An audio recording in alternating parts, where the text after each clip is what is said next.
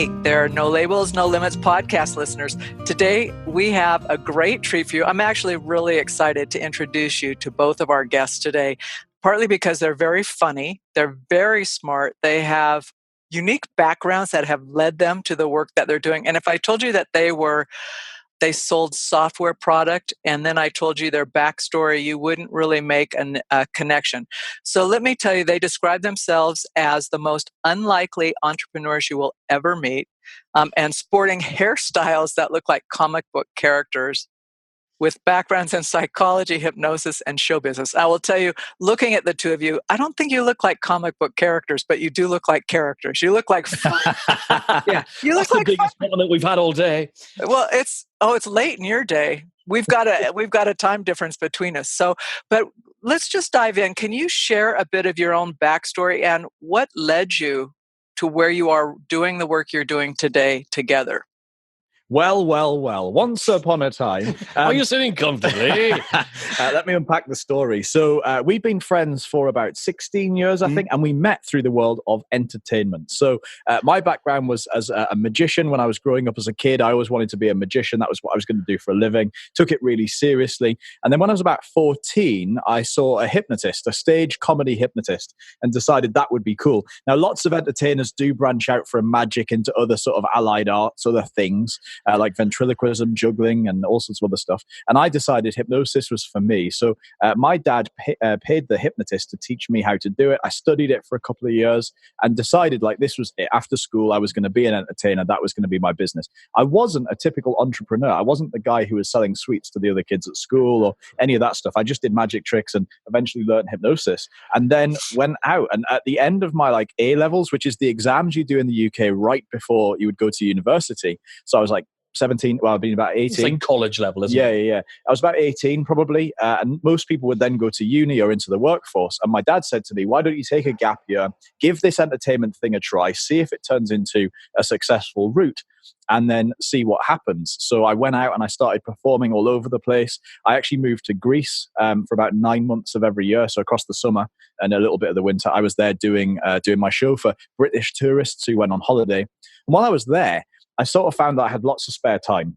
So when, you might perform, at the time I was doing between 6 and 11 shows a week, but the shows are only like an hour or two long. So there's still a lot of time just sat around doing nothing when everyone else is working 8-9 hour days. You were just eating chicken. I was just eating chicken, yeah. So most of my friends were like working in bars and like really long jobs. Working is what you're saying. They were working. Your friends were working. They had jobs. Exactly. So they might start at like 6 p.m. at night and not get finished till 4 in the morning when the bars close. And I was just on from like 10 till 12 and then I'm done.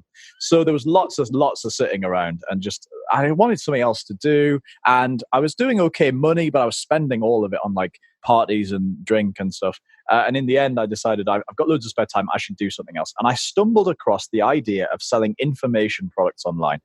A guy who lived near where I lived when I was in the UK, I found him on eBay selling ebooks about stuff. And I realized actually he's making probably way more money than I'm making. Turns out way more money than I was making without really doing lots of manual labor, just creating stuff and selling it on the internet. And I knew I had products to sell. As a hypnotist, I used to sell stop smoking CDs, weight loss CDs of my own after my show. And I was like, I have a product here that's ready to sell. And so I started building this online business. And so it didn't exactly become a transition for me. I still do my show as well. But that was sort of what kicked me off into this sort of online world. Now, we were friends at that time, but because I was over there and you were over here, we didn't talk all that much, I suppose. And you were kind of had a similar story, I guess. Yeah, I mean, we weren't galaxies apart at all. Basically, I watched a TV show which was called The Paul Daniels Magic Show. And I used to watch that. I never wanted to be a magician, but there was once this guy who came on as a guest, and he was this big, stern-looking American chap. And he could read people's minds. He could influence every single decision they could make. And I thought, wow, you didn't really know what people were thinking. I thought, wow, now I'm really interested. So I started speaking to some friends who knew a little bit about this kind of stuff. I stumbled across some books that I could study on this stuff. And I just started doing some gigs. So basically, I paid my way through university, and I wanted to be an actor, a sort of an actor as a kid, a little bit. And then I paid my whole way through university by performing. And similar story to Rob. I mean, basically, I spend a lot of time in hotels waiting to go and do a show or traveling 2 hotels, I'm on a plane, or I'm waiting in the departure lounge to get on a plane or on a train or something. Basically, there's lots of waiting around. My show's like 45 minutes long. What am I going to do with the rest of it? And one of the things I had to do is I had to understand how to market myself, how to grow and get enough gigs so I never had to get a job. That was basically it, if we're being frank about it. So I thought, well, how am I going to do this? And so I started studying marketing. I mean, I started studying how I'm going to get these gigs. And that led me into the world of realizing actually other people who are entertainers also want to understand how do they get gigs. So that led me into creating a membership program and becoming a coach and a consultant for other entertainers, writing material for them as well as helping them build their businesses. And before I knew it, without me knowing, in fact, I was suddenly an information marketer. Suddenly, you were a closeted internet marketer, weren't you? I was way back in there with the trench coats. So I ended up being this entrepreneur that I didn't really know I was. All I was really doing is filling in the time, and some people were paying me for the privilege. And that's where that all happened. And then a few years later, after Rob and I met at a thing called a magic convention, that really is a thing. It's where like thousands of weird people who say they're magicians meet together, and every year or multiple times a year around the world. And we just became friends. I don't really know why or how that happened, frankly. But we ended up being friends. And independently, we ended up having a problem that we wanted to solve, and that could only be solved by creating our own software solution. Because we thought if we both have independently identified this problem, which was we wanted to run surveys, but instead of just using them as what we like to call the cul-de-sac of marketing, which is it all ends up going in there, then you can't really do anything with it. It's sort of the dead end. It doesn't sort of communicate out over the end of it. But we wanted to do that. We wanted to use surveys as a marketing tool. We thought we can't be the only people wanting to do this. So we looked around online and we were like, how do we do this? Does this thing do it? Does that thing do it? Nothing did it. So we decided, I know what we'll do. We'll set up a software business. Because we're not busy enough. Well, and I'm imagining you're both like math geniuses and you understand software and coding, all of that, right? I mean, you wouldn't believe it. I know the difference between a backflip and a backslash are actually, I don't really know. We have absolutely no idea about technology at all. We know probably slightly more than the average Joe on the street. You know, somebody who's never set up a website before. Of course, we know how to use WordPress and know what cPanel is, and we've heard of a domain name and know the basic configuration. But quite honestly, and this is not like, I bet loads and loads and loads of techpreneurs say this, but we can honestly say that beyond that, really, like we don't know anything. We don't know anything. So where did you get the wherewithal, or what I would really say is like, where did you get the chutzpah to go, oh, we can build this software? You know, we can go and create what we need. How do you get from being an entertainer on stage to that? So it came from a real naivety, actually, on my part, which is we were talking about the problem we had, and we can talk about why that came about if you like later, but we were talking about this problem we had, which was we wanted to run a survey and we wanted to then do something intelligently and automatically with the data that we received, rather than just having it sit there in a CSV file. So we've got this problem. Okay, what should we do? And I thought, well, I'll tell you what. The problem will be well worth solving if we can solve it. And at the time, we were doing it all manually, by the way, like exporting CSV files from the survey application we used at the time, sorting it into different buckets, uploading it to a thing. And I know that you have that sort of experience playing with that as well. And so that, and it's a real sign of kind of drag. It was worth it from the marketing results, the end result of sales and stuff, but it was a real drag. And so we knew if we could solve it, it would be good. And I naively actually said to you one day, I called you one day and said, listen, tell you what, I'll take a couple of $1,000. I'll go to like Freelancer or Upwork or one of the sort of online freelancing websites. I'll post up a job looking for like a PHP developer because I'd heard of PHP and I knew that was a programming language. And I said, and we'll find someone who can build this thing. I reckon probably 2 or 3 weeks of work, $2,000, $3,000, maybe $5,000, and we'll have I'm laughing now I think about the naivety of it. I've just realized how much I hate you.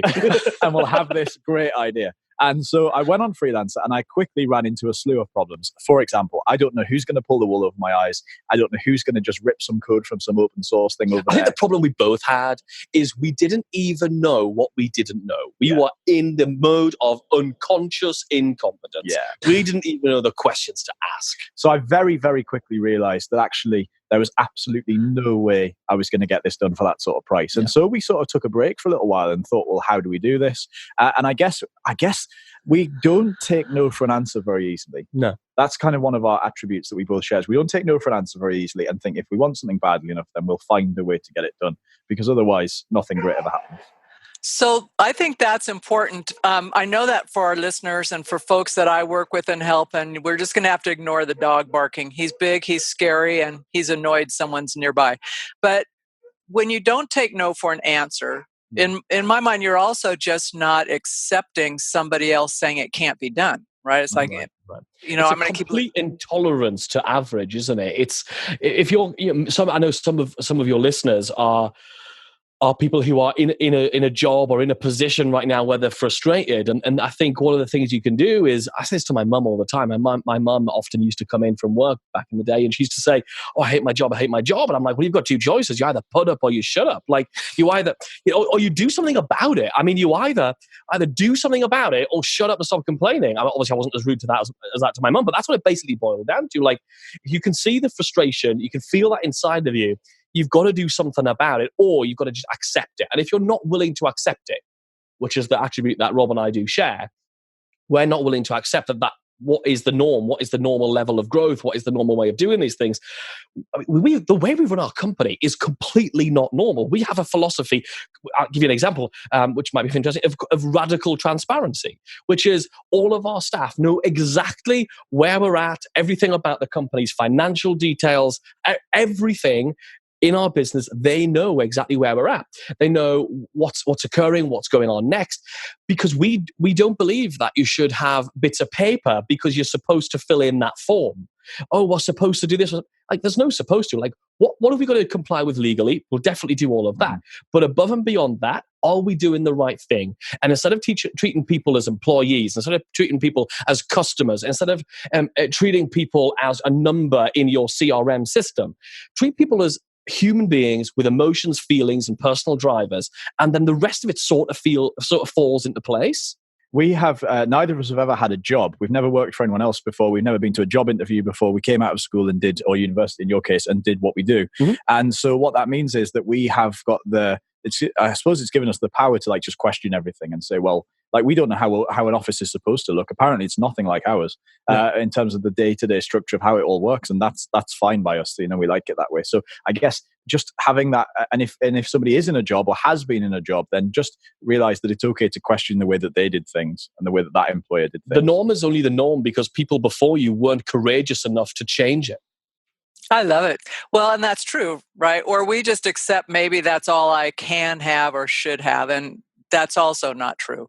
Mm-hmm. So, okay, I want to learn more about your product. And I mentioned briefly before we started that I am biased about wanting to learn. So as much as this is for my audience, I have questions for you guys, because I have lived in online surveys and exported files and done the whole pivot table things. It's not what I love.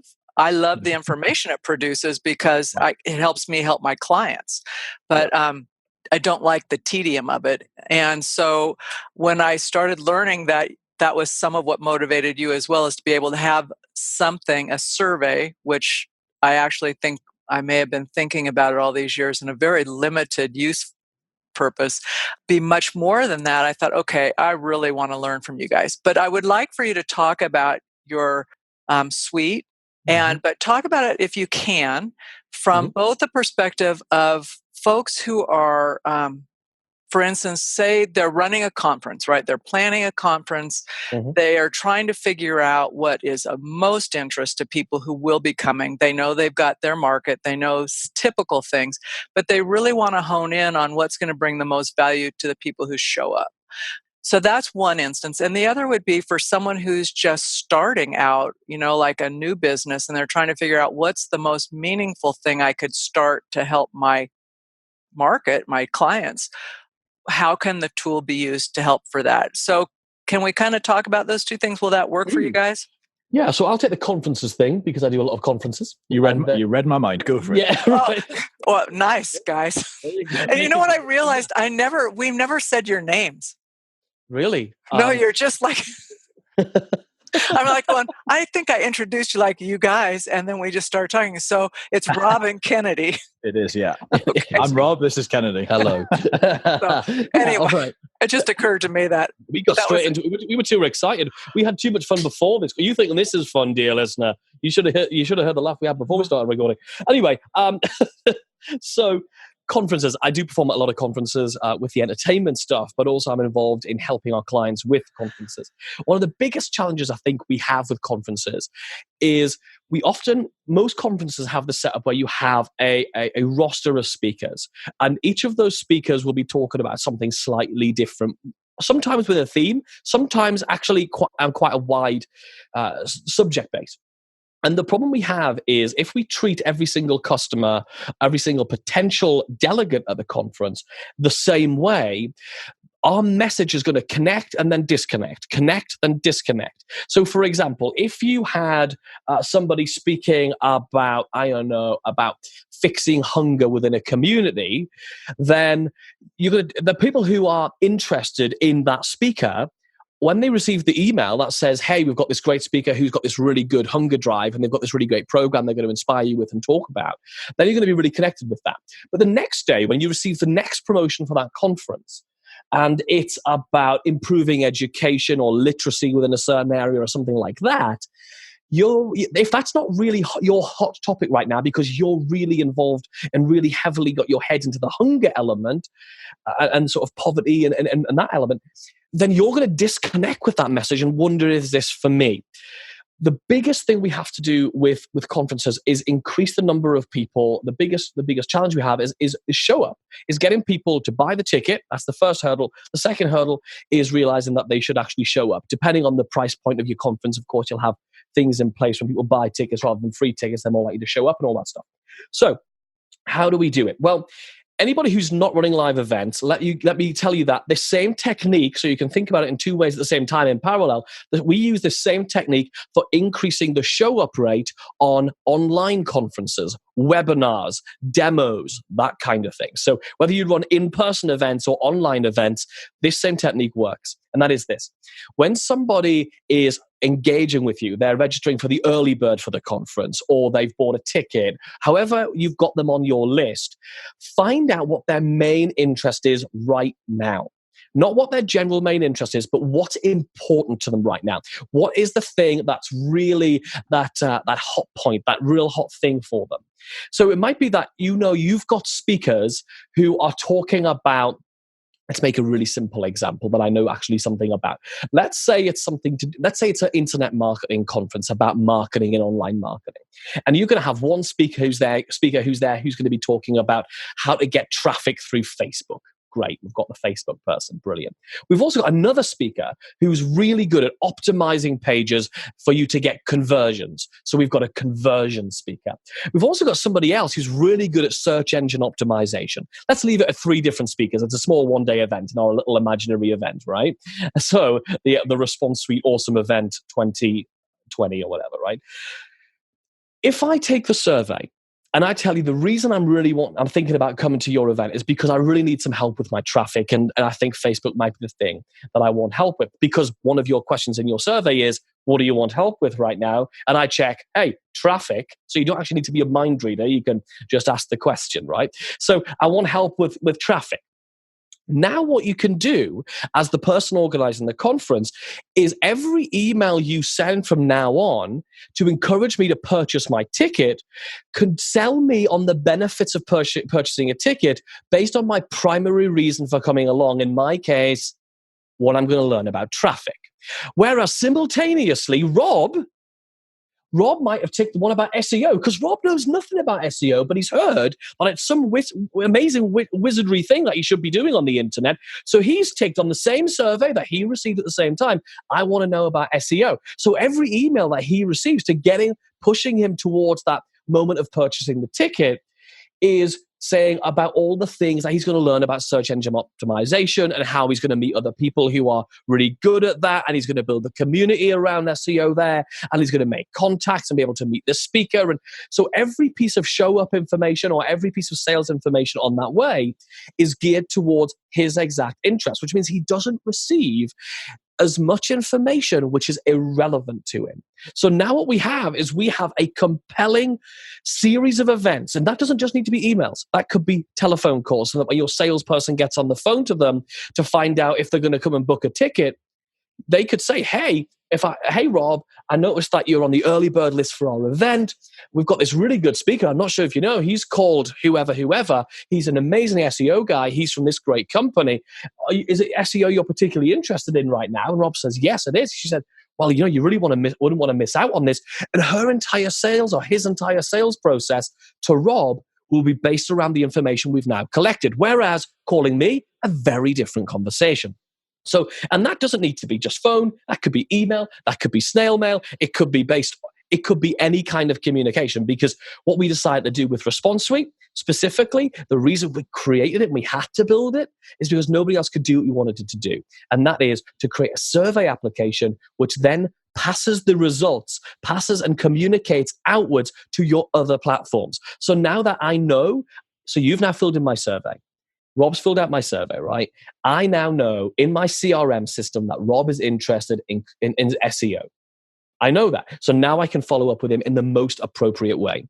We have a saying here at Response Suite, and that is that blanket marketing is dead.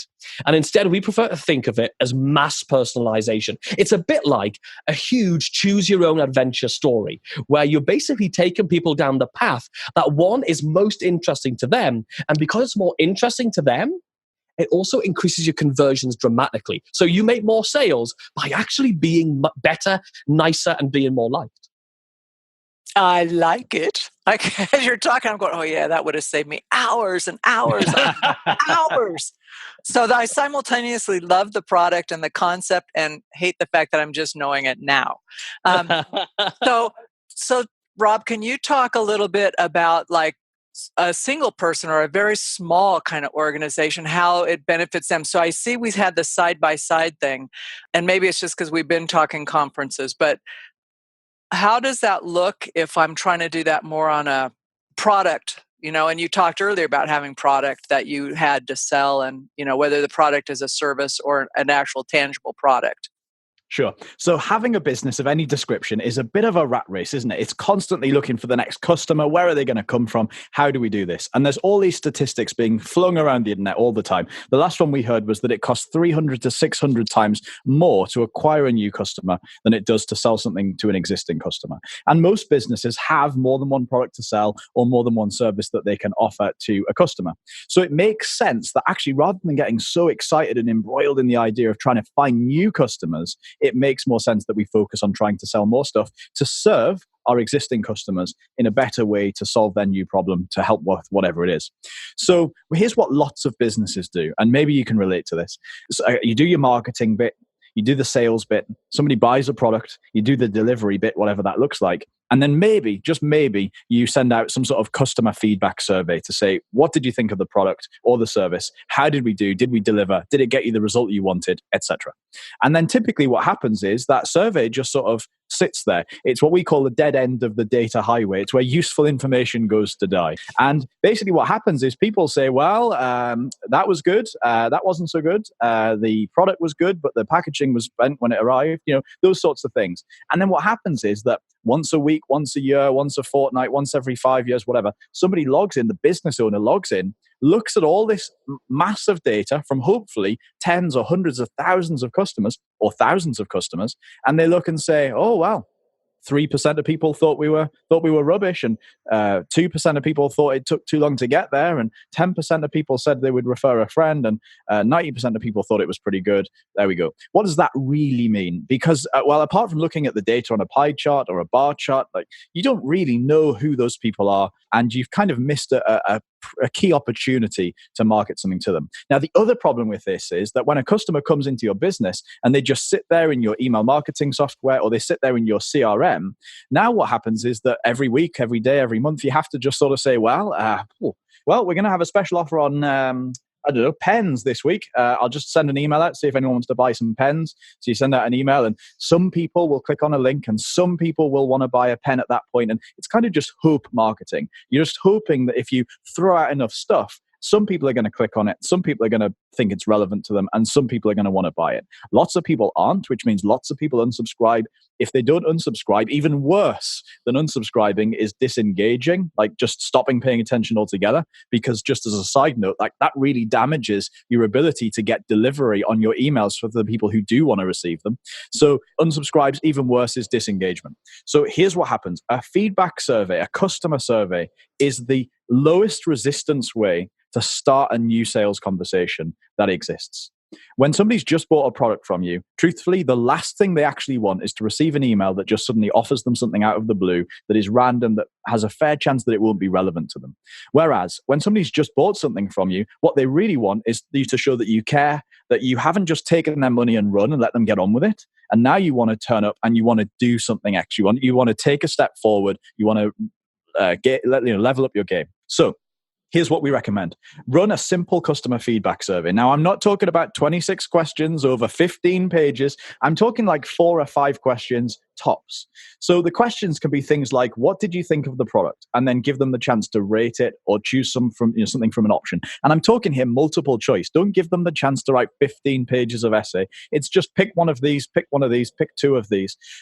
Then, if they say they thought the product was great, fantastic. Next, you can have a new box appear that says, would you mind leaving us a testimonial? And you have the option to have them type in a testimonial. Now, if they thought that the product was rubbish, of course, then don't give them the chance to type a testimonial. We'll talk about those people in a minute. But if they thought it was great or good, then offer them the chance to give you a testimonial. They can type it right there into the form. Happy days. The next question asks them, what do they want help with now? This is the perfect opportunity to say, think about insurance, right? I'm sure it's the same over there as it is here. An insurance salesman's job is to try and sell you other types of insurance. So maybe you bought home insurance or life insurance or pet insurance or car insurance or whatever. And now they want to try and, that's why when you're filling out an insurance inquiry form, they'll say, when does your home insurance run out? When does your pet insurance run out? When does your car insurance run out, etc.? And they want to know that information because they want to work out what they can sell you. But it's not just those big insurance companies that can do this. We can all do this as small businesses, so even one-man bands. So here's what happens. You send out the survey. You say, what do you need help with next? What are you looking for next? And you ask key questions that allow you to identify what products they're going to want next. So, let's imagine you're a one-man coach or something like that. You might help people with marketing or something along those lines. You say, okay, great. We've just helped you to nail your Facebook ads. What do you want help with next? And you give them a bunch of options like SEO, email marketing, or whatever else it might be. I'll just jump in here because just to add to this, Rob, this is a really good point to actually stimulate some ideas of services they didn't even know they were looking for. So you can actually start seeding those things at that point as well. Really so here's an interesting thing. If you just went to all your customers and they were stood in front of you in a room and you asked them the open-ended question, what are you looking for help with right now? Most of them won't really know. They'll just know they've got sort of endless problems that they're trying to deal with all at once. They won't really be able to succinctly answer that eloquently. So now what happens is you can say, well, which of these do you want help with? And they're going to choose one. Now, if you gave them the open-ended answer question, they may not choose any of those options. But when presented with options, which of these do you need help with right now? They can sort of self-identify and say, well, that one and that one and that one, or just that one. And now what happens is when you start to promote that thing to them, which I'll talk about in a second, they almost feel like it was their idea. Like they've come up with this idea by themselves. And as we know, the old sort of sales adage is that if you tell somebody something, well, they might believe you. If somebody else tells them it, they're more likely to believe you. But if they've come up with the idea by themselves, they're absolutely going to be convinced of it. And so our job as business owners and marketers is to help people come to the decisions they need to come to in order to want the help that they need to accelerate. So what this gives us the ability to do, as you just said, is to say, which of these do you want help with? They choose them, they click submit, they submit the survey. Now at that point, en masse with a regular survey, there's really not much you can do other than, like I said, once a year, once a fortnight, every day as we used to do it. Log in, download a CSV file, and they're ugly as hell. You can sort them into different buckets, if you like, different segments, and then re-upload them into your email marketing system. So with Response Suite, we built it for this exact purpose, so that as soon as somebody hits submit on a survey, that automatically triggers an event inside your email marketing system, inside your CRM, that could be anything. A bit like the conference example that Kennedy gave you before. It could be, okay, great, send them this sequence of emails. It could be print those letters and pop that in the post to them with the next mail run. It could be make sure you book an appointment to give them a phone call in 2 days' time to follow up about that thing. Whatever your kind of next logical sales process is to make that sale. The key point here is you run a customer feedback survey, a couple of questions. They fill it out. As soon as they hit submit, they're telling you what they want help with next, which means that within minutes, technically, within minutes, hours, a couple of days, you could instantly, automatically, without any human intervention, put them into a marketing sequence that will enable you to sell them that perfect thing at the perfect time. The thing for all of this for us was that whole no human intervention, making sure it's automatically happening, because when we have to log into these systems manually and do this, people get missed. They fall through the cracks of between the certain hours of you downloading that CSV and doing all that sorting and filtering and uploading it into your marketing system. What happens? How do you make sure nobody slips through that sort of interim time? So by making it happen in real time, you can do a better job for them and also make sure you don't miss out on many opportunities too. Now, what's really nice about this is that if you set this up as an automated, integral part of your business, it means that as you grow, whether you're brand new now and you're looking for your first customer, or maybe you've been going for a little while and you have some customers, or maybe you've been going for ages and you've got loads of customers and more are coming in every day. Whatever your situation is, you have this set up so that every customer who comes in they buy a product, great. Now they go through this sequence and they instantly go into the perfect campaign to sell the next one, hands-free. If you take a holiday for the next month, it doesn't really matter. That's continuing to run by itself. And we all know that acquiring a new customer is getting more expensive. And so that means that getting a return on investment on acquiring a customer is getting more expensive. And so that means that more and more businesses are struggling to make a profit from their very first sale. More businesses are using that to cover their costs and then making their profit from the next sale and the one after that. And so that means by getting that second sale faster, you're actually accelerating your return on investment and your bottom line of the business. And dude, it doesn't even have to be after a sale. It can be after any kind of significant action. So it could be after they opt in, put them through a survey to find out how you can serve them best and answer their questions and help them the fastest rather than taking ages to get to the product they actually want help out with. And or it could be after a purchase or after registering for a special event or something like that happening. So yeah, that's a long way of answering. That was a long answer. That was a long one. Are you still here? I am. But you know what? I have to be respectful of your time and our listeners' times. But I mean, as you're talking, I'm going, check, more questions. But I do want to say that we had a short conversation about maybe having you come on in a private group with folks that I invite. So here's what I would ask. And we'll do notes for this. And I'm actually going to ask you guys to walk me through a test of this to practice this. But I have a number of folks who I know would love to learn more from you in a closed session. So I'll manage that to get folks in and they can have a one-on-one where we can talk more detail about how might it fit. One of the things I was thinking about though is having such a background in like the nonprofit or the public benefit, whatever corporation, depending on where you live, it occurs to me from a funder's perspective, right, that they want to be engaged in certain activities of an organization, and yet organizations treat them all the same, right? Mm-hmm. So it would be really cool to be able to ask them not only how often do you want to hear from us, but what's most compelling to you? Where do you like, those kinds of things to really let people know they're in deep with your organization and that they matter to you beyond just the money they give you. And it's that whole relationship thing that you guys have started to nail down with this that's so impressive to me. I do have a technical not real technical, but like an assumption question I made. So because it pushes the information out into other systems and to you, the user, I'm assuming there are some standard templates or reports or even maybe some questions that help people understand how to think concisely instead of doing research questionnaires. Yeah, we're known for going, we're kind of outrageous. If you look at our hair, Rob has bright red hair, I have platinum white hair. We're known for going a bit wild with this stuff. So what we decided to do, rather than saying, here's the questions you should ask, inside the platform, when you get into Response Suite, you'll see there's templates there for all kinds of cool things. And we walk you through all of that. You can build it's all drag and drop. If you can use Canva or something like that, you can literally use this. You don't need to have any technical know-how whatsoever.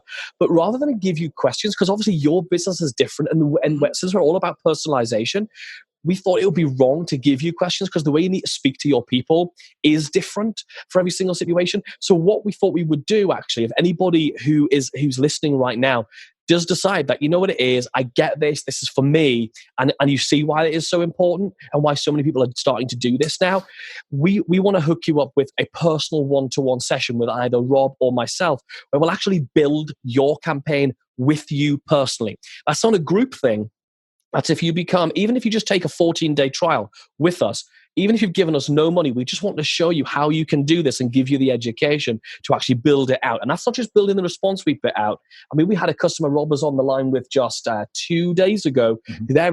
Rob's there with his sleeves rolled up, knee deep in their Infusionsoft, figuring all the campaigning element out for them. Like, we'll give you the time because, truthfully, we just want you to really see incredible results about this. Selfishly, because we know it'll mean you'll stay as one of our customers for a long time. And also, you'll tell more people about it. And at the end of the day, we all end up doing better business. Well, I'll make sure that we have links for people who can do that. You can count on the fact that I'll be one of those people so that I can, because I want to use this to help people get to have a session with you guys to learn more and ask maybe more industry-specific questions. Yeah, I mean, if anyone is already thinking, well, this is definitely for me, we actually have a cool deal for you, listeners, which is really cool. Basically, we wanted to give you a 14-day free trial so you can go and try this out for yourself, jump on a call with us and we'll help you to build it. But also, we actually put together a 4-part training program called the Survey Marketing Masterclass. We basically kind of had 8 different campaigns that you can use to get response rate and get surveys in different parts of your business that will allow you to automate. And we've talked about 2 of them here, but we go into more depth on them as well as some other stuff as well. And we'd love to throw that in for free as well. Yeah, you do have to join through the special link that we created for this podcast, which is exactly where, Robert? Just head over to responsesuitedeal.com/NL. And I'm sure you'll put a link to that in the show notes as well. We will put a link to that. And remember, folks, it's NL, like no labels, no limits. So you should be able to remember that. You guys, I want to ask you to think back, since it sounds like you've always been kind of mavericks and you're going after what you want. But if you were to think about meeting someone, either yourselves as really young kids or young kids who you think, oh man, they might be like us, what piece of advice would you give them at 7 or 8 that would help them just be really confident in going forward? Being really confident in going forward. Confident. And that's not the question I thought you were going to ask there. I guess it's understanding that it's okay that things are going to go wrong along the way and it's not going to be a plain journey. When you look at other people who appear to be successful and it's easy to assume that they just sort of got up out of bed one day, started a thing, got up the next day, continued the thing, got up the next day, continued the thing, and it all went fine. And it absolutely doesn't. The truth is that we attempted to sort of start other projects before Response Suite that just didn't work. They just didn't happen, and eventually we stumbled on our sort of little genius-y thing here, and it's gone really well. We love it, but we definitely didn't find it straight away. So it's okay to know that other people didn't just get there straight away, and that you shouldn't put off the things that you want to do and say, well, I'll do that one day when I know more. I'll do that one day when I'm more qualified to do it. I'll do that unless it's brain surgery. You probably want to be qualified for that. But I'm not going to put off the things I want to do today because I don't think I'm ready for it. Just go for it. Another one that I really like is that it's not important to have the answers. It's only important to have the right questions, because that's the way you grow. That's the way you can find the people. We only employ people here who are smarter than us, frankly, because that's much easier than finding people who are stupider than us. But the truth is, we wouldn't employ anybody who knew less than us, because why would we do that? We want people who are going to grow and who are going to grow the business with us and work together. So we're all about what is the quality of the question that we're asking. So focus on having really good questions rather than really knowing the answers. I just have to say how important that is, Kennedy, because when I want to say I was in my early 20s, he was one of my favorite bosses ever. And he was going to leave. And I had no experience in this. He goes, no, you're going to be the supervisor, the temporary supervisor. And I'm thinking, okay, I'm in an all-male environment. I'm like 22 years old. These guys have been in this, and I'm thinking, oh man, he's throwing me to the sharks, right? He wants me to quit. And he goes, no, you're good. He goes, first of all, it doesn't matter. I'm your backup, right? But the main thing is, you're just got to be out there and put yourself out there. And then if there's a problem, let me know. But the piece of that was so helpful was he says, you just need to ask questions and it's okay. And he said, and Sarah, the reason I hired you is you have more skills than me. And I'm thinking, okay, you've been doing this for years. He goes, no, you have different people skills than I do. You are totally qualified. And I only want people around me who are better than me in certain areas that I'm not good at. And it had such an impact on me. I thought, well, then that's what I need to do. Always have people smarter than me and be okay with it. Because you're right. First of all, it makes it more fun. Right. Because then you get to constantly learning as well. I mean, every day we learn stuff from our team. We're just a little team. We're all based here in this office in the northeast of England. And it means that every day we're learning stuff of each other all the time. And there's experiences we have for each of the team that we can share with them. But there's stuff we're learning literally every day from Grace and from Colin here. So. How fun. Thank you so much. We will put all that in the show notes. I'm going to follow up with you guys separately. I'm on vacation next week, so I promised my husband I would. Yeah, well, I said for one time I wouldn't bring all my work with me. I said, but I am bringing some of it. Before, haven't we? I've done it for years, but this is true. This year I said, the only thing I'm bringing is my schoolwork. And he goes, okay, but you do a lot of that. And I go, but not as much as my work. So anyway, it'll be when I get back from having a little break. I'll follow up with you, and then we'll pull together a group who really wants to dig in on this. And listeners, I really encourage you to go out to the link that Rob shared with you. Check out Response Suite. And if you've spent any time in other survey software, I think you might be as excited as I am about this being a game changer in terms of time and productivity and results. So anyway, that's it. Thanks so much. And I can't tell you how much I appreciate having the chance to meet you and share you with our audience. Our pleasure. Thank you. Well, that's it for this week's edition of the No Labels, No Limits podcast. We hope you liked what you heard. And if you did, we ask that you go over to iTunes, Stitcher, Spotify, or wherever else you listen to the podcast and leave us a rating and review. If you know someone who would enjoy this podcast, please be sure to share. And until next time, have a great week living a no labels, no limits, and no excuses life.